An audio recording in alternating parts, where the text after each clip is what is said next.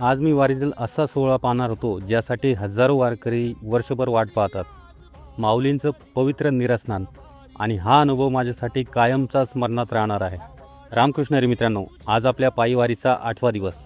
काल माऊलींची पालखी जेजुरीहून वाल्हेपर्यंत आली होती, पण मी मुद्दाम एक मुक्काम पुढे नीरा येथे थांबलो, कारण आज इथे माऊलींचं पवित्र निरास्नान होणार होतं.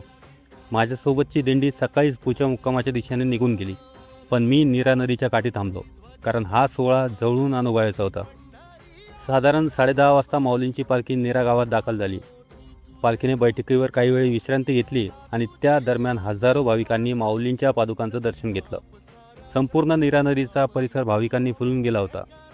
नदीच्या त्या दोन्ही बाजूने हजारो वारकरी या सोहळ्याची आतुरतेने वाट पाहत उभे होते. सुरक्षेसाठी मोठा पोलीस बंदोबस्त आणि बचाव पथकही तैनात करण्यात आले होते.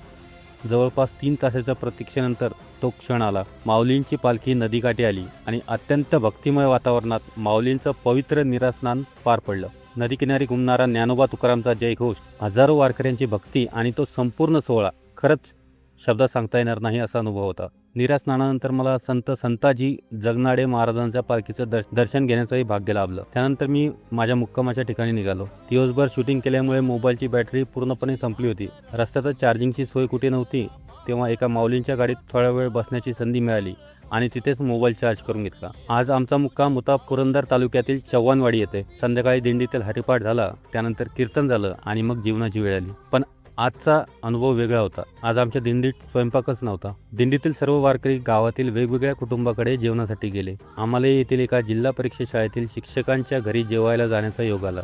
त्यांनी ज्या प्रेमाने आणि आपुलकीने आमचं स्वागत केलं ते पाहून मन भारावून आलं. तेव्हा पुन्हा एकदा जाणवलं, वारी म्हणजे फक्त पायी चालणं नाही.